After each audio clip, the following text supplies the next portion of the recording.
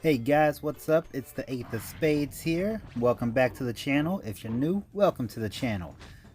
Today we are checking out Ulala, Ulala Idle Adventure. I find these videos or these games on Facebook ads. I play a lot of mobile games, and then Facebook decides, hey, you'd like this game. So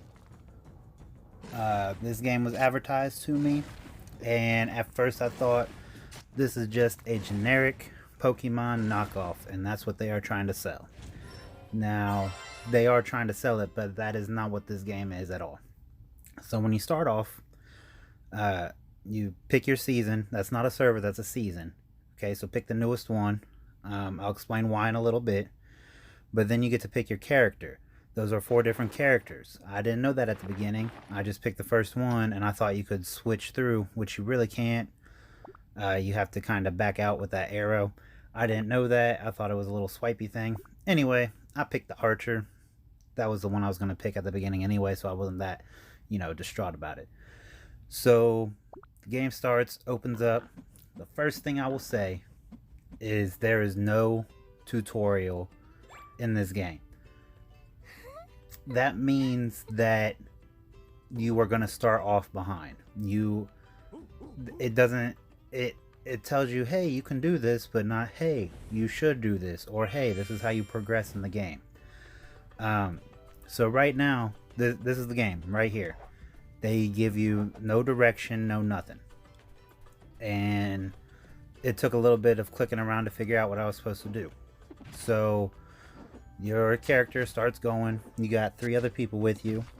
And then you go. So I thought, okay, I beat that guy. So now I go on to stage 2. But I wasn't moving to stage 2. And I didn't understand what was happening. So I went and started looking around, collecting my free gift that it gives you for your pre-registration. Then tried finding different things. Maybe it would tell me where to go, a little tutorial thing, something like that. Almost everything you see is clickable, except for that little thing flying in the background. Can't really click that. Then here's your character screen. You don't have any equipment or anything yet. Obviously, you have to earn that idling. So with no direction, it's kind of hard to figure out what to do. The purpose of this game is actually split up into 2 different segments. There's the pre-game, which is what this is showing you. You have 15 days to advance as far as you can to be placed in the main server, and then that's basically when the main game opens up.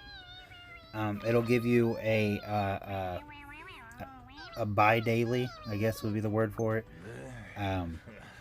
update on how you're progressing. And then, as you can see, there's 5-day, 10-day, and 15-day rewards. It's yeah, like that took me quite a few days to realize that's what was happening. So now I went back to the main screen and trying to figure out, okay, well, how do I progress and everything? Like, is there a certain path? Like, can you move your character? No, it's an idle game. It's just going to idle. And so then what's this team thing? I thought there was something wrong with loading it, and there was nothing loading. It's not. You just have to wait a little bit, but you do need a team, and we'll get into that a little bit later. Here's the chat where you can find another team. Right now I'm just trying to figure out how to progress, because like I said, it doesn't show you, and I didn't want to face the boss because, I just started. How am I going to beat that first boss? I ain't leveled up or anything. So here we go, first boss fight. Now we start, and like I said, everything's idle. So you just go through, and you attack, and you attack, and you attack. Right now, there ain't much of anything you can do. The whole thing you need to do is challenge and fight. Oh look, I leveled up. And you also get a weapon. See? Ta-da! So now you go, equip that weapon, and then that's basically it for this first part. Now there is a limit on how far you can actually go. You'll be able to get a good 6-7 levels before 4, you won't be able to progress any farther. That's where having a team comes into play. Now, to find a team, you go to that team tab, and if you wait long enough, you will see teams that just pop up, and you can join a team. You get a damage and HP, or it might just be damage bonus. A damage bonus for getting 1 tank, 2 DPS, 2 different DPS, so you can't have 2 hunters on the same team, and a healer. That is step 1, is to get your team assembled. And then as you progress, you'll start getting better equipment. Eventually you'll unlock skills, and eventually you'll unlock pets. I didn't know how important a team was. I'm mostly a solo player. So I progressed to this part right here, and we just started getting whooped. Boom, tank dead. Then boom, I'm dead. Then boom, DPS, and then we just get smashed. And I didn't realize, I did not realize I needed a team. So I almost uninstalled this game because I did not realize the importance of a team.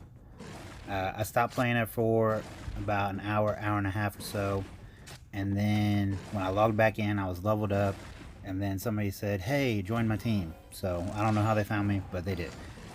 And then boom, once you get your team, y'all just keep going, and there'll be different types of bosses and all that, but this game is basically the same thing. It's an idle game, except it's not.